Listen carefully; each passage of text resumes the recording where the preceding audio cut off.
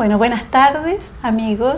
Aquí estamos en un nuevo programa de Herencia y Coherencia, historias que cambian vida. Es un programa producido por CERVAL, Centro de Desarrollo Sistémico, y transmitido por la Radio Universidad de Chile. Hoy día nuestro invitado es Ramón Bautista Ortega, conocido como Palito Ortega. Él es un artista argentino, cantante, actor, director de cine y productor musical. Son algunas de las tantas facetas que ha desarrollado en su vida, entre múltiples otras. Ha grabado numerosos discos, películas, y ha sido reconocido en su país y a nivel internacional, no solo por el rol, sino por la persona tras el rol. Gracias, Ramón, por aceptar esta entrevista. Muchas gracias. Muchas gracias a ti, Susana. Feliz de estar acá en Chile, reviviendo mi adolescencia, pues llegué a Chile siendo muy joven. ¿En qué edad? 18 años. 18 años. Sí. Y me quedé acá en Santiago, viviendo en una casa de pensión en la calle Pionono. Genial. Detrás del Mapocho. Ya. Y de ahí empecé a frecuentar una confitería que había en el centro de Santiago, donde iban todos los artistas. Y ahí me fui formando. Curioso, porque salíamos en gira y finalmente terminé recorriendo de Arica a Punta Arenas, de un extremo sur al norte de Chile, conociendo ciudades, pueblos y gente de todos lados, que me ayudó a crecer, que me ayudó a aprender este duro oficio de andar por la vida con una guitarra. Ajá, con la guitarra. Y bueno, era una época muy linda, esas giras con los Perlas, me acuerdo, un dúo. Perlas, sí. Y después pasó un tiempo, bueno, era la época en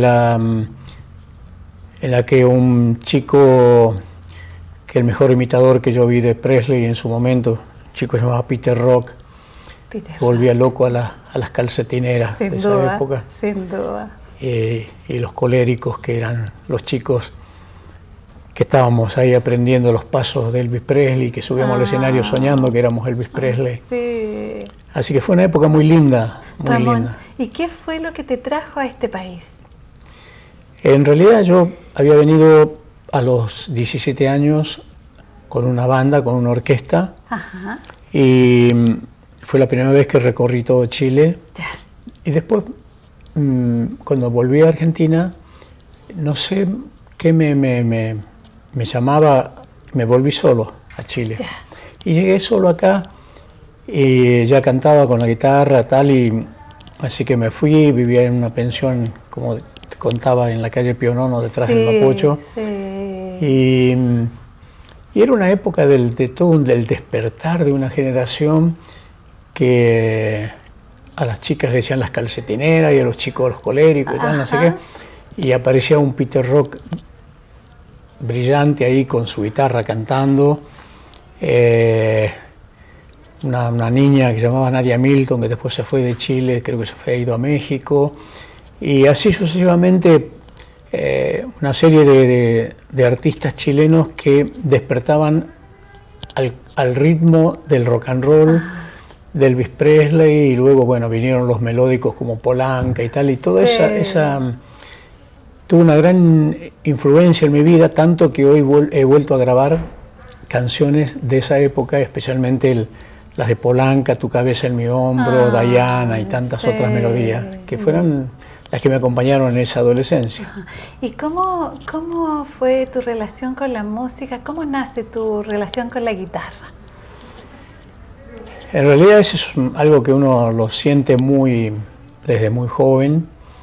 Ya en mi pueblo ¿Qué era? Yo era... ¿Cuál es tu pueblo? Mi pueblo es el norte de Tucumán, el norte de Argentina, se llama, una provincia que se llama Tucumán. Perfecto. Y en esa provincia nace en un pequeño pueblo que era un ingenio azucarero.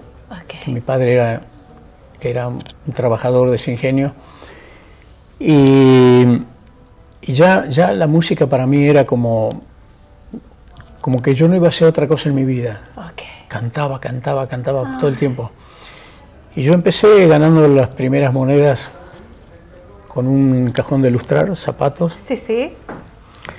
Y era el que más clientes tenía porque yo les cantaba. Les lustraba los zapatos y les cantaba. ¡Qué lindo! Así que bueno, ahí empezaron a forjarse mis sueños. Y a los 16 años, siendo menor, un día le dije a mi padre, me voy a Buenos Aires. Ya. Me subí a un tren que no sabía bien qué era Buenos Aires, pero cuando escuchaba hablar de Buenos Aires era como la gran ciudad donde estaban todas las oportunidades y tal. Okay. Así, bueno, nada, llegué a Buenos Aires a esa edad y no sabía para dónde ir, así que tenía que encontrar un lugar donde aterrizar. Ya. Y fui a parar a un edificio donde me dejaban dormir a cambio de ayudar a limpiar en el edificio. Okay. Ese fue el comienzo, así llegué a Buenos Aires, pero la música estaba siempre presente en mi vida, hasta que, bueno, se produce la explosión del rock and roll, apareció un Elvis Presley que influenciando ahí a toda una generación. Sí. Y me acuerdo que, bueno, cuando venía acá a Chile, haber ido al cine con cantantes también de esa generación. Peter Rock acá era el líder. Había un Luis Disma ahí, muy jovencito todavía, que no tenía mucha influencia todavía. Ajá. Pero si se veía una película de Presley, salíamos afuera cuando terminaba la película a discutir entre nosotros a ver cuál era el movimiento que hacía cuando quebraba con su cintura, ¿no? Y nos pasamos discutiendo ahí, cosa que digo, parece mentira que ya teníamos nosotros esa curiosidad. Sí. Y que nos influenció tanto a esa generación, ¿no? Porque finalmente éramos todos, empezamos con una guitarra a sacudirnos y a cantar rock and roll. Hasta que un día se me dio, tocando la guitarra, me nació escribir una melodía, una canción. Ya. Y la verdad estaba bastante lejos de imaginar que finalmente mi carrera se iba a sustentar en la base del cantautor. Perfecto. Y empecé a escribir canciones que luego me las empezaron a grabar ahí todos los cantantes. Si escribía una canción melódica, decía Sabor a Nada, o A mí me pasa lo mismo que a usted, o Vestida de novia, o Papeles. Digo, de repente me la grababan desde Lucho Gatica, pasando por Antonio Prieto, de los grandes melódicos de esa época, Olga Guillot, Tito Rodríguez, no sé.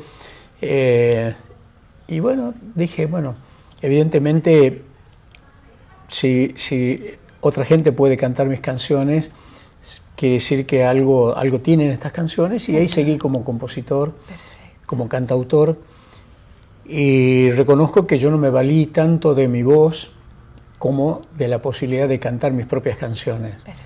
Cuando todos querían ser Elvis Presley, Polanca, Neil Sedaka, no sé, todos los cantantes de moda de esa época. Yo empecé a cantar mis propias canciones y eso fue lo que me dio, de alguna manera, una identidad más personal. Es decir, sabían que si yo cantaba Despeinada, que fue la primera canción que canté por esa época, o hasta llegar a La Felicidad, o Yo Tengo Fe, no sé, o A mí me pasa lo mismo que usted, en lo melódico, o Sabor a Nada, o Papeles, o Vestida de novia, la gente me empezó a identificar ya por mis propias melodías, por mis canciones.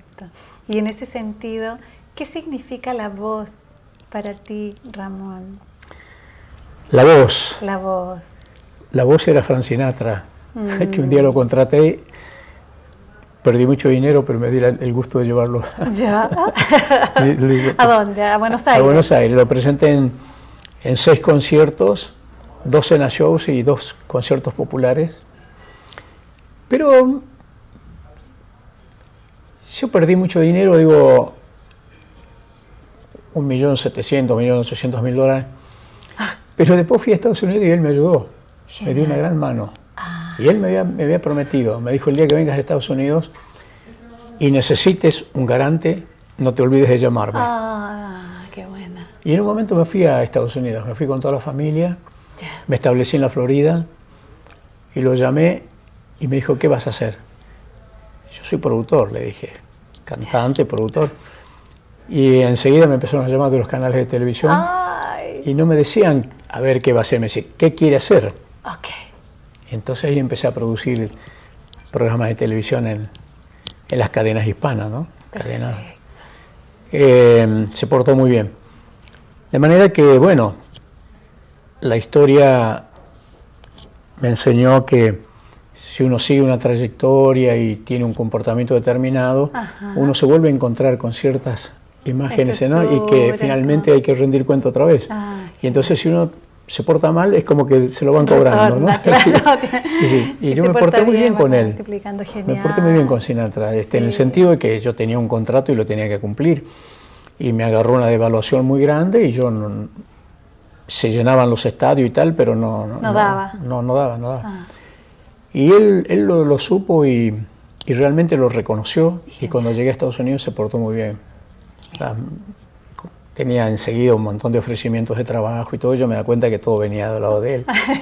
Así que bueno, son vivencias, circunstancias que uno va viviendo y que a uno le van enseñando, y el hecho de haberme tuteado ahí con una gloria tan importante como Frank Sinatra, la voz.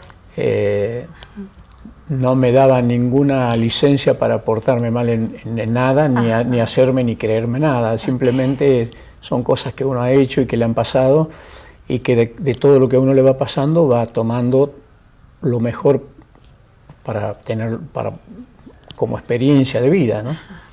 Entonces, bueno, yo llegué a Chile con una orquesta cuando era muy jovencito, recorrí todo Chile y me enamoré, dije, yo no puedo creer, me acordaba. Digo, ¿cómo no voy a volver a Puerto Montt a comer en la isla del Curanto? ¿Cómo no voy a ir a recorrer tantos lugares? Y yo vivía acá, cuando me vine solo, me fui a una pensión ahí en la calle Pío IX. Y estaba feliz, y me iba ahí al centro a una confitería donde se reunía todo el ambiente, a ver si aparecía algo de trabajo, y siempre aparecía con una caravana que salíamos al interior por todo Chile. Genial. Y con mi guitarra y soñando siempre que un día iba a ser aclamado, no sé, que me iban a recibir con una ovación, con un aplauso. Y había llegado un cantante no americano en esos años aquí a Chile, se llamaba Dean Reed, y era una mezcla de Elvis Presley con Jim Dean. Y bueno, se volvían locas las niñas. Y yo lo miraba desde un costado del escenario y decía, uy, un día me va a pasar esto a mí. Yo siempre enseguida me imaginaba, digo, un día me va a pasar esto.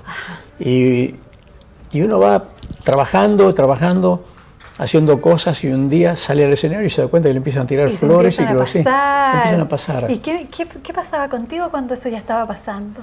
Nada, siempre pensaba que era bueno soñar, que es bueno soñar y no dejar de pelear por los sueños. Perfecto. Porque tampoco los sueños te vienen a buscar a la puerta de tu casa, ¿no? Tienes que salir a caminar y ahí empiezas a materializar, a ver cómo empieza a ser realidad todo lo que uno anhela y lo que uno sueña. Ramón, ¿y tu familia de origen, cómo vivía todo esto que esta fama, este despertar tuyo? ¿Cómo se lo vivió tu madre, tu padre? ¿Hermanos? Sí, tenía hermanos, un hermano mayor y después yo, y de ahí para abajo éramos 5 varones. En realidad, a mi madre la conocí poco porque se habían separado cuando yo era muy chico. Y después ya la encontré de grande.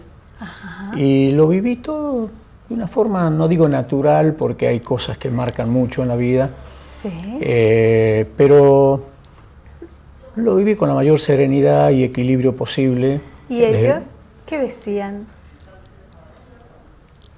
A mí me llamaba la atención porque yo dejé muchos amigos en mi pueblo y que para mí siguen siendo esos amigos a través del recuerdo. Sí. Y un día volví y me sorprendió encontrarme con ellos y que me trataran de usted. ¿Cómo le va, don? ¿Y usted se acuerda cuando jugábamos? Yo decía, ¿por qué me tratas de usted? ¿Por qué me tratas de usted? Dice, yo me acuerdo, pero me alegro verte y tal. Y dice, yo me acuerdo bien, pero no me trates de usted, porque me hacían sentir... Ellos solo ponían una distancia que yo no sentía. Pero evidentemente, o uno se va muy lejos o ellos se quedan muy lejos, no sé cómo es, pero les ocurre eso, porque yo no he podido tener una relación que yo imaginaba que podía ser una relación más fluida, más natural, claro, ¿no? Sí. Sino que se establece, bueno, ya está en la televisión, no sé, ya es una personalidad que se fue por el mundo y tal. Y entonces cuando vuelve a los orígenes, uno vuelve con la ilusión que se va a encontrar con lo que dejó, sí. Y ellos mismos me provocó como un asombro muy grande ver que yo no ponía esa distancia, sino que ellos solos se replegaban. Se replegaban. Sí. De todas maneras, bueno, volví a mi pueblo y hice la escuela que me parecía que el pueblo merecía, porque yo siempre me acordaba de la escuelita ese que cuando hacía frío y caían esas heladas, el techo de zinc goteaba, caían unas gotas de agua fría, o en verano casi uno como que se deshidrataba y era un calor espantoso. Y entonces, bueno, dije, si puedo, voy a hacer una escuela, y la hice toda nueva. Hice una escuela como correspondía, que llevó las pocas cosas que uno puede hacer por la gente que se quedó. Por la gente que se quedó. Por lo que sea, por la razón que sea, gente que se queda, y uno tiene la obligación de volver y tratar de ayudarlos. Después volví, curiosamente, a esa misma provincia donde nací, y tenía ganada la gobernación un hombre que había sido un gran protagonista en la época de la dictadura. Y dije yo, ¿cómo es posible que lo voten a este señor? Una cosa rarísima. Ese famoso síndrome de Estocolmo. De Estocolmo, que te identificas con el tirano. Con el tirano. Entonces, yo estaba ya viviendo en Estados Unidos. Sinatra me había dado todas las posibilidades de instalarme con mi empresa y todo, y me fue muy bien, me iba muy bien. Y me enteré de eso y me volví al pueblo. ¿Te volviste al pueblo? Y me presenté a pelearlo por la gobernación. Genial.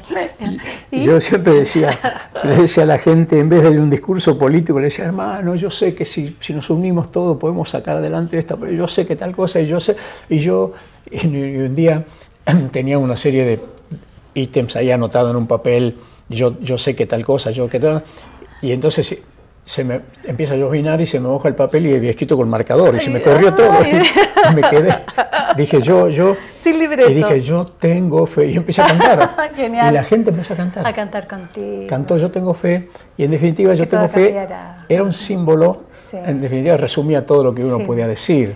Yo tengo fe que todo cambiará, que triunfará por siempre el amor. Yo tengo fe será una realidad, el mundo de justicia que ya empieza a despertar. Y se convirtió la canción en el símbolo de la campaña, y le gané a ese señor general del ejército argentino, protagonista de una época nefasta en nuestro país, y fui gobernador. Genial. Así que fue una experiencia muy curiosa, porque la misma gente que yo conocía y que me parecía que eran parte de mi pasado, de mi adolescencia, de mi niñez, mi adolescencia, se acercaban y me decían, señor gobernador, señor Tevez, nos conocemos. Es como, hola. No, claro.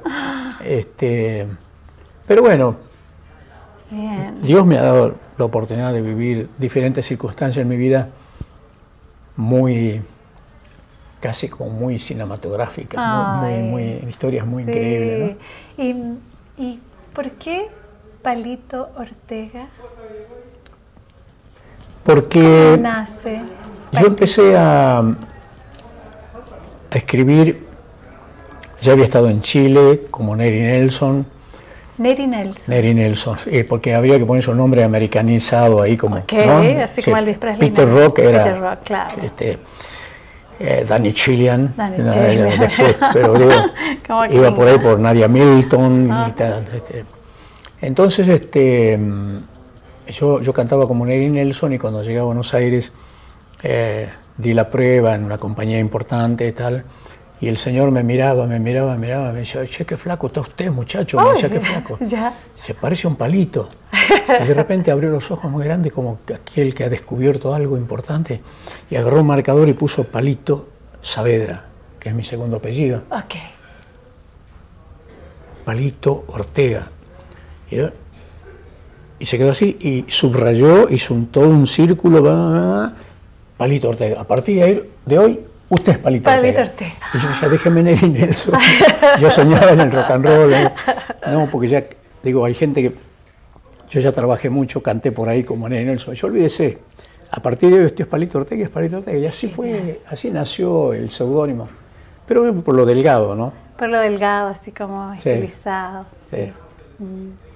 Y esto de ir abriendo distintas facetas, el mundo de la política, el mundo de las canciones, ¿cómo aparece el cine? El cine es consecuencia del éxito de las canciones. Okay. Era una época en que cuando tenías éxito como cantante popular, ya venía eso en la Argentina, ya venía de la época de Hugo del Carril, venía de la época de Alberto Castillo, cantantes que eran muy populares, y el cine aprovechaba esa popularidad de ese cantante y le hacía hacer una comedia musical en cine. Genial. Una historia que tenía que ver con la música, donde aparecía y siempre alguna canción cantaba. De manera que cuando me llamaron, hice una película con una cantante que, bueno, falleció lamentablemente, una mujer que tenía una voz maravillosa, se llamaba Violeta Rivas. Okay. Me llaman para hacer una película que se llamaba Fiebre de Primavera. Y la película tuvo mucha repercusión, así que inmediatamente me contratan para ya hacer una película solo. Okay. Contratan a una niña desconocida, que cuando me la nombraron yo no sabía quién era, y yo protestaba, decía, pónganme una actriz conocida. Okay. Y me decían, no, porque esta chica tiene la cara de la primera novia, y la película se llama Mi Primera Novia. Y yo decía, pero sí, pero no la conozco, yo no la conozco, no la conoce nadie. Y tanto renegué que no quería a esa persona, que hoy es la madre de mis hijos.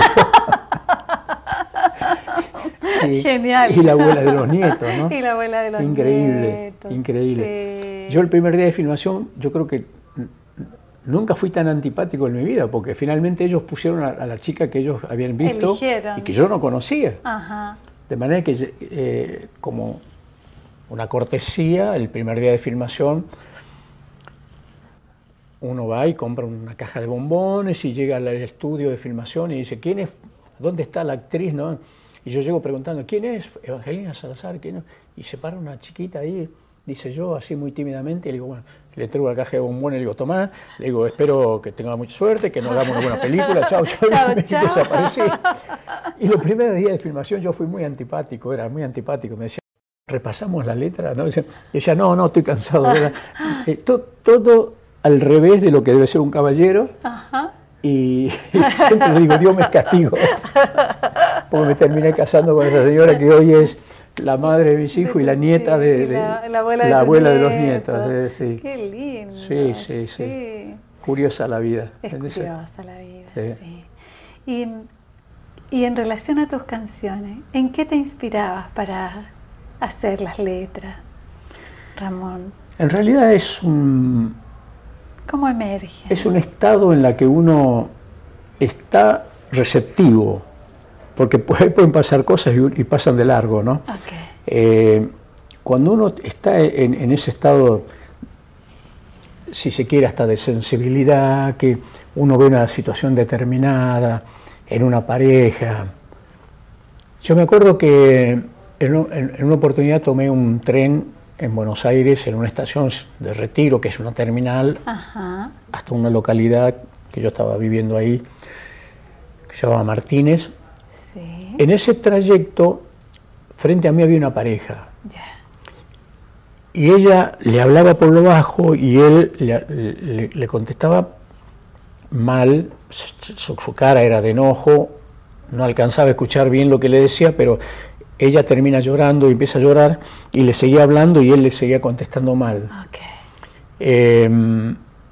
Yo bajé cuando llegué a la estación donde yo viajaba y me quedó la imagen esta y llegué a casa, tomé la guitarra y ahí nació Sabor a Nada. ¿Qué nos sucede, vida, que últimamente ya nos miramos indiferentes? Y todo aquello que hasta ayer nos quemaba, hoy el hastío ya le dio sabor a nada, dime qué nos sucede. Sí. Las canciones tienen más vida cuando nacen de un hecho, de una vivencia. De una ¿no? vivencia, sí. No, cuando son productos solo de la imaginación, pueden ser lindas y tal, pero no sé si tienen el mismo sentimiento. Es como que no toca el corazón. Y es curioso porque la gente parece que lo percibe, sí, ¿no? Sí, lo percibe. Sí. Y yo me voy a tomar de ahí para preguntarte, Ramón, el amor. ¿Qué significa el amor para ti? El amor es definitivamente la fuente de energía más potente que tenemos. Ajá. Cuando no estamos alimentados por esa fuente, somos simples habitantes de la tierra y andamos casi sin brújula, existimos, sobrevivimos. Sobrevivimos. No vivimos, sobrevivimos. El amor es el que te inspira en todos los órdenes, no solamente en el caso de un artista, sí, que te puede inspirar a escribir y a ver la vida de otra manera. Te inspira en todo sentido. El ser, tanto la mujer que no tiene un hombre al lado, ajá, del cual esté enamorado y que la inspire y que la ayude a sobreponerse a todas las dificultades, ¿no? Tanto la mujer como el hombre. Uno se rinde más fácilmente ante la adversidad si no está apoyado en una base sólida que es el amor, en definitiva. Perfecto. A veces no es tan sólida la base de lo material, ajá, de lo económico, por ejemplo, sí, cuando te toca vivir un momento difícil, casi como que se tambalea más. Y si uno está, tiene una base sólida de amor, de afecto, se defiende mejor. Perfecto. Se defiende mejor. Y esto parece ser una regla general para los seres humanos. Nosotros podemos superar dificultades, ajá, si tenemos un sustento amoroso, si estamos acompañados por seres que te quieren bien y que al estar vacío, al estar solo, al estar... Puedes tener muchas cosas materiales, pero si espiritualmente no estás pleno, sí, evidentemente siempre, yo digo, se renguea, ¿no? Se va medio rengo por la vida. Sí. Y de manera que la gente más humilde, los hogares más humildes, donde hay un matrimonio, una pareja que se quiere y todo, ¿cómo hacen para sobreponerse a las dificultades, criar a sus hijos y todo? Es todo en base al amor. Perfecto. Si no existe el amor, si no se siente esa fuerza, ajá, interior, es muy difícil emprender cualquier desafío en la vida, sí, enfrentar, sí, cualquier dificultad. No se sale airoso si uno no tiene la fortaleza del amor. Ramón, y Y a propósito de eso, ¿cuál es tu vivencia en relación a aquellas personas que crecieron contigo, amigos, que se quedaron o ya no están más? ¿Cómo te vives eso? Es muy difícil porque uno, como te decía anteriormente, no sé si uno se fue demasiado o ellos se quedaron muy atrás. Sí. Nunca pude tener una imagen clara de esto, porque los recuerdos para mí eran muy potentes. Sí. Y cuando volví a mi pueblo, ellos mismos ponían una distancia. Sí. Yo decía, ¿cómo te va? Y me decía, ¿cómo le va? ¿Cómo le va? ¿No? Ellos me trataban de usted.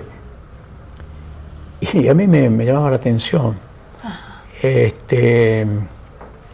Pero bueno, siempre me quedó esa curiosidad de decir, ¿qué pasó? ¿Qué pasó? Es muy difícil saber verdaderamente qué ocurre en los sentimientos de uno y otro. Yo seguía, me viajaba por el mundo, todo, pero siempre me acordé de mi pueblo. Sí. Siempre me acordé de esos amigos. De tus amigos. Y cuando volví,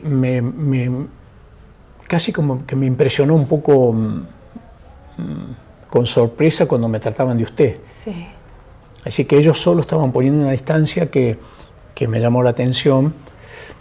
Claro, yo también entiendo que vaya a saber qué es el destino, cómo uno puede adivinar ese destino, porque yo no podía imaginar que un día iba a volver, iba a ser el gobernador, ¿no? Sí. Entonces ellos no podían dejar de decirme señor gobernador. Y yo lo miraba y decía, ¿te acuerdas? Hola. Cuando jugábamos Soy a la pelota juntos en la calle. Y ellos guardaban la distancia, ¿no? Ay, sí. Y debe ser normal que les ocurra, pero yo tenía la ilusión del recuerdo, ¿no? De que iba a volver y que me iba a reencontrar con esa cosa que era cotidiana, si se quiere, hasta de la precariedad, porque era todo muy precario en ese pueblo. Imagínense, no teníamos agua potable, había que buscarla a un lugar, al agua potable. Y hasta que tuvimos energía eléctrica pasó un tiempo. Entonces era de una precariedad todo, y en esa precariedad crecimos. Y entonces uno guarda esos recuerdos, pero claro, después ya volví, digo, como gobernador me quise dar por lo menos el gusto, pavimenté toda la calle que pasaba frente a la casita donde cuando yo era niño ahí, que era todo de ripio. Y no sé, hice cosas que de chico hubiese querido tenerlas, ¿no? De todas maneras, es una tarea difícil, la tarea de administrar, gobernar, la tarea política es muy difícil, pero bueno, la vida me ha puesto ante alternativas que yo digo, no, muchas veces yo mismo me sorprendía, digo, qué raro que me hayan puesto ante esta alternativa y tener que decidir por esto o por aquello. Yo una vez, y me pasó en Chile, mira la casualidad, me pasó en Chile, yo venía con una orquesta y yo ayudaba a armar el escenario. Y cuando el director entendía que me había portado bien, me dejaba poner el uniforme de la orquesta y tocar percusión. Entonces, trabajamos acá en una confitería del centro, hicimos una gira enorme por todo el interior, y en una oportunidad estando en el norte, me acuerdo, estábamos por Arica, yo me acuerdo que las calles, las rutas todavía no estaban todas pavimentadas, y eran esas calles de medio de serrucho, esas rutas de caminos con calaminas, así como... Sí, se trata que va saltando, ¿no? Y el baterista de ese grupo, que era Carliño y su bandita se llamaba, se compra en Arica, que en ese entonces era Puerto Libre, se compra una radio portátil así, y venía escuchando música, y creo que venía escuchando a Frank Sinatra. Y en voz alta dice, todos los que quieran cantar deberían escuchar 10 horas por día a Frank Sinatra. Yo entendía que era para mí, porque el único que quería cantar era yo.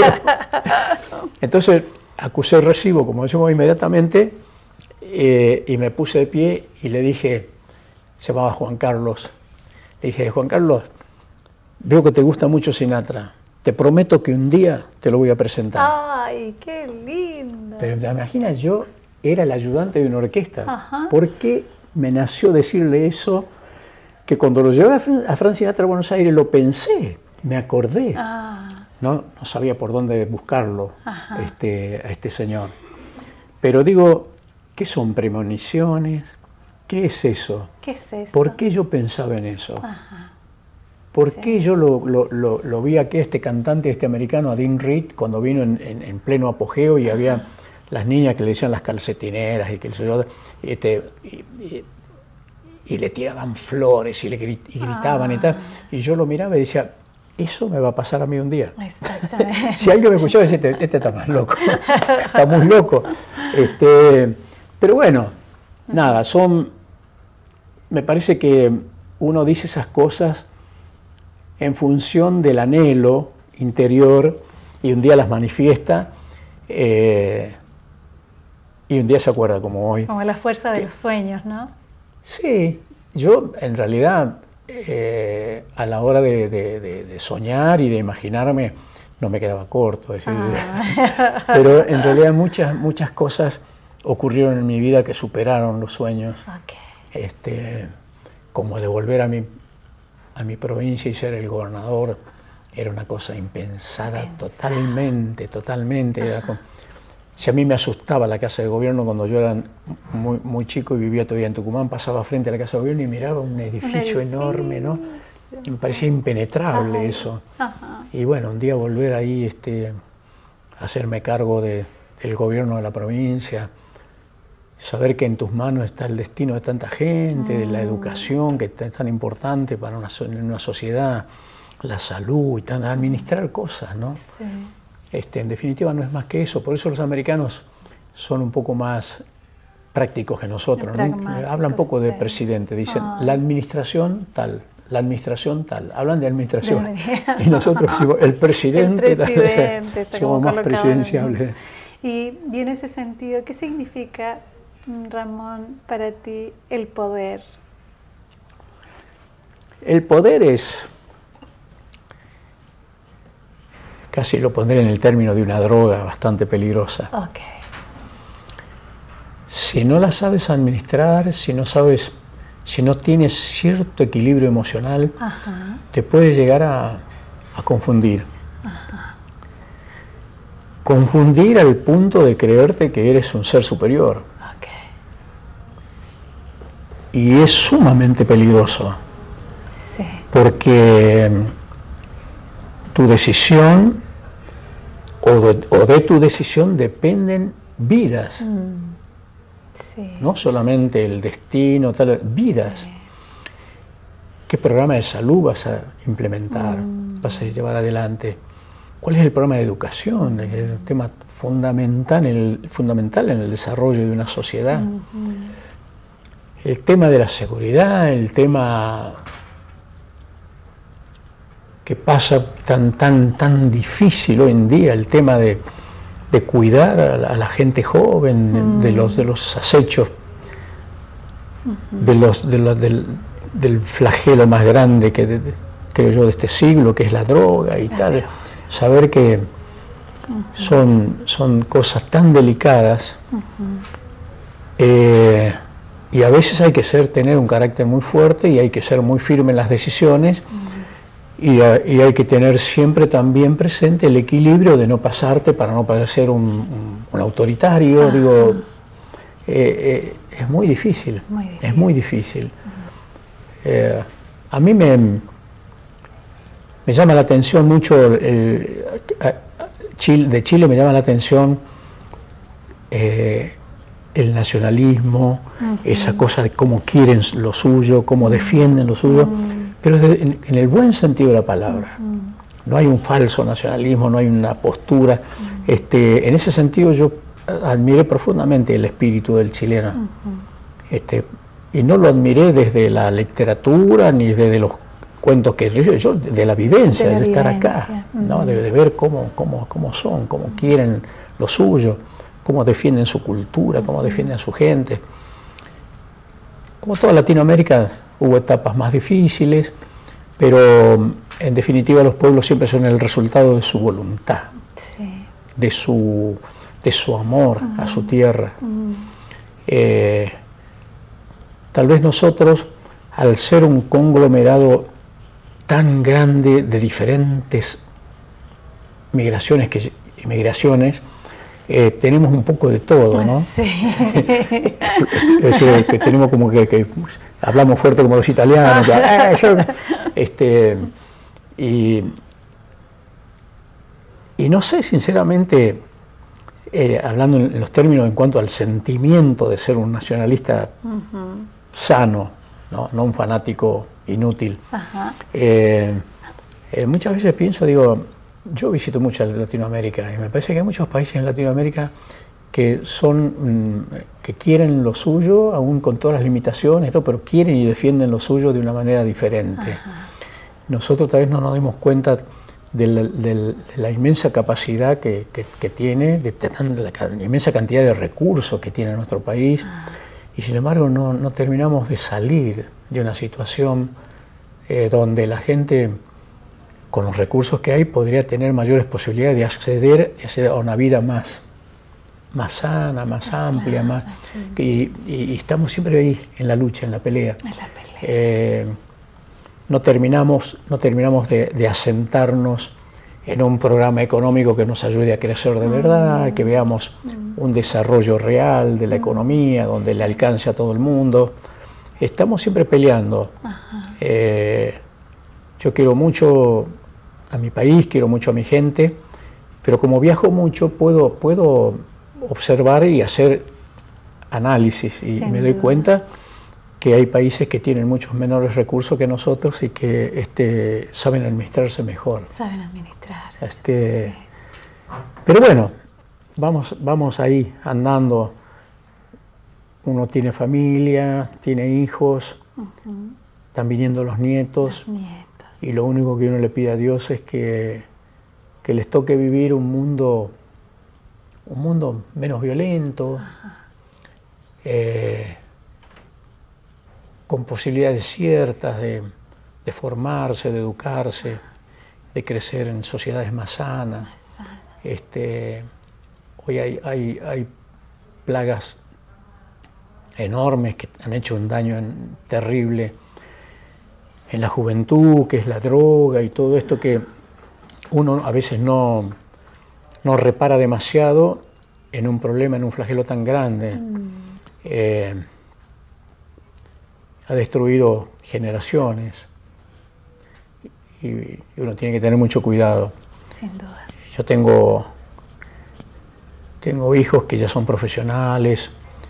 Uno es productor de televisión y tiene su propia empresa, el otro es director de cine, están todos ligados un poco al mundo del espectáculo. Sí. Y lo veo con sus niños y los veo con responsabilidad, tratando de acompañarlos en el crecimiento, y los abuelos no acompañamos más que en el juego porque los malcriamos, ¿no? Que no es menor. El padre lo tiene que educar y el abuelo lo... El abuelo juega con los niños, sí, y le entrega la sabiduría, ¿no? Sí, yo tengo nietos que se paran al lado de mí y me miran así. Dice, ¿qué te pasa? ¿Qué te pasa, abuelo? Me río mucho porque son muy, muy buena gente y son muy cariñosos, ¿no? Pero en definitiva, ese adolescente que llegó a Chile un día con una guitarra llena de sueños, anduvo mucho en la vida, y Dios le da la posibilidad hoy de estar hablando de los descendientes, y a mí me parece que en definitiva la vida no pasa por otro lado. ¿Cierto? ¿Y la muerte? La muerte, Ramón. Sí. ¿Qué es la muerte? Sí. ¿Cómo te la vives? Yo tomé la muerte desde muy chico, la tomé casi como un hecho natural, por una razón. En mi pueblo, sí. Yo trabajaba, me ganaba unas monedas en el cementerio. Ya. Limpiaba sepulturas Ok. y pintaba las cruces. Ah. Pintar una cruz es llevar una papel de lija y lijarlas un poco. Se pintan cuando son de adultos todas de negro y cuando son de niñitos todas de blanco. Okay. O a veces las puntitas, las 3 puntitas de blanco, en fin. He trabajado en ese cementerio y muchas veces me tocó de tumbas abandonadas, de sepulturas abandonadas, tener que acompañar ahí a desenterrar los restos óseos para llevarlos al osario del cementerio, para que dejar el lugar libre. Okay. Entonces, sí, podría decir, me impresionaba un poco lo que quedaba, ¿no? de los restos de lo que fue una persona. Sí. Realmente la ropa, el pelo, pero no me impresionaba mal.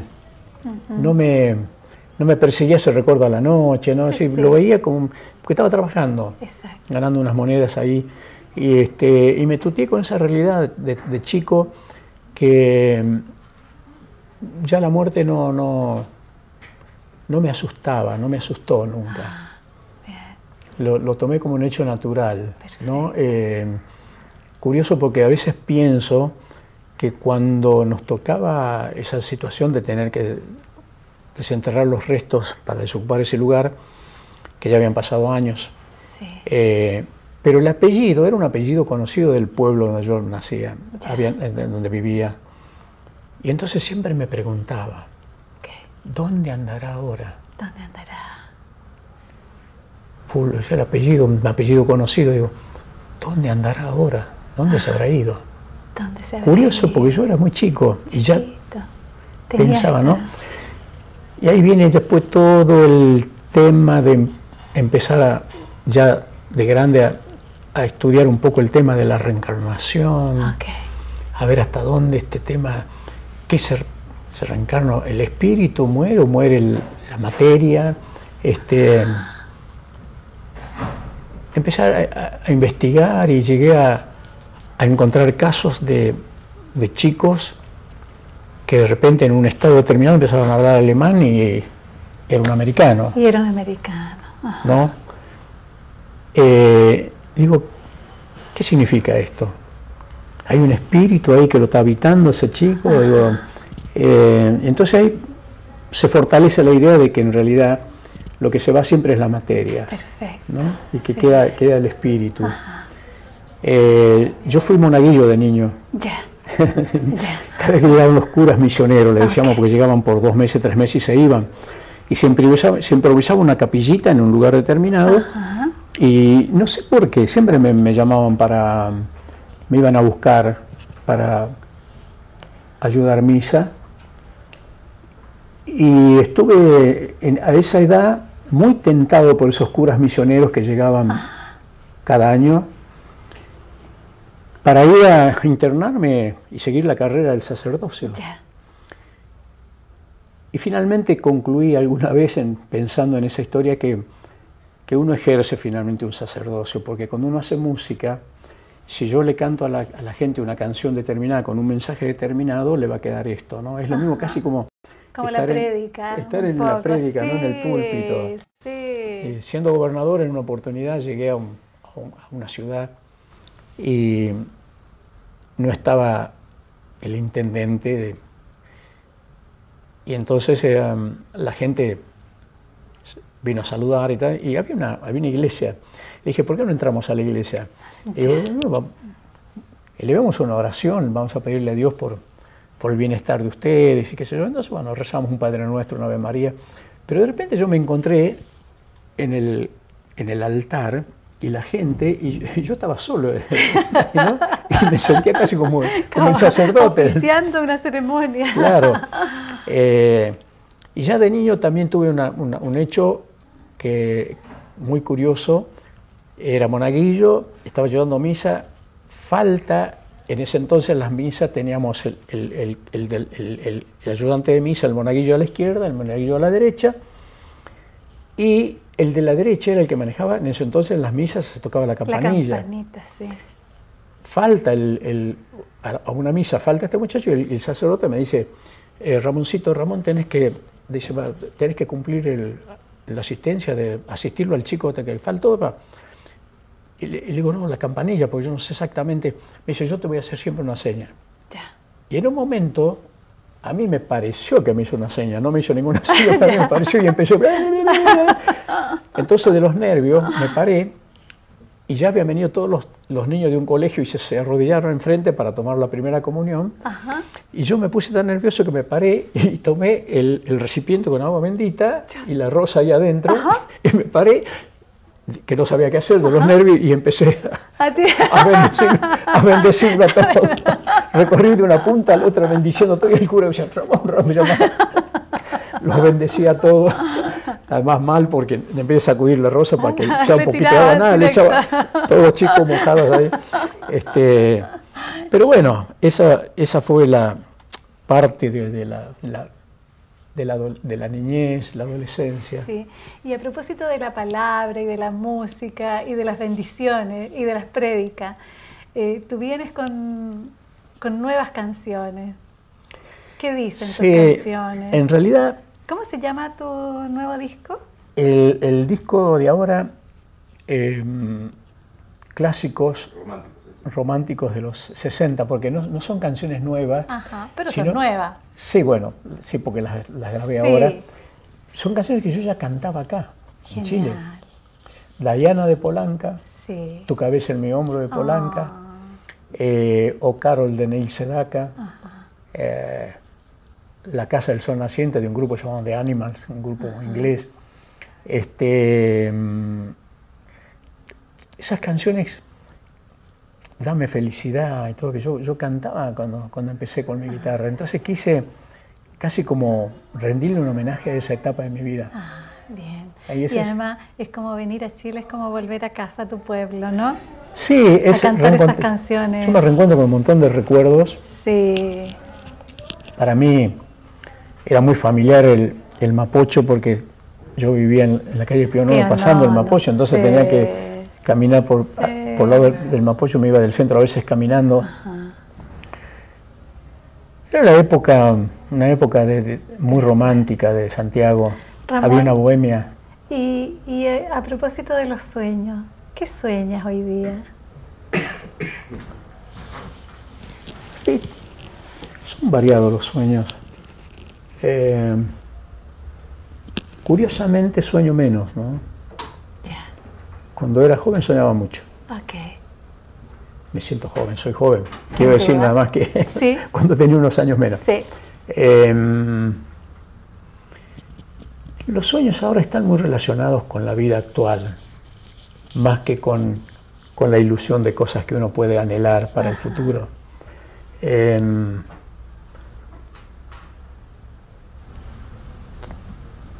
Estos últimos tiempos están relacionados con los niños. Okay. Los niños. Debe ser porque yo pienso mucho, pienso en el mundo que les va a tocar vivir. Ajá. Tal vez sea un mundo mejor, con mayores posibilidades, sí. Un mundo más abierto, okay. Donde la sexualidad no es mala palabra, y donde la educación se entiende que es necesaria y se tienen que implementar, y que la gente se tiene que formar. Ajá. Hoy los medios de comunicación son tantos, hay tanto al alcance, que no saber de algo es porque no se quiere. Okay.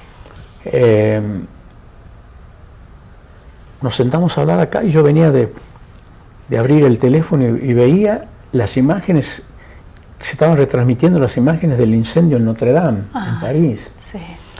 Digo, cómo se achicó el mundo en ese sentido. Entonces, teniendo tanta información y tanta posibilidad de acceder al conocimiento, que me parece que tienen que ser seres mucho más ricos en ese sentido. Y Y yo cuando juego con los niños, me asombran, lo despierto que son, Perfecto. lo inteligente. Uno de ellos, que es el hijo de Julieta, mi hija mayor,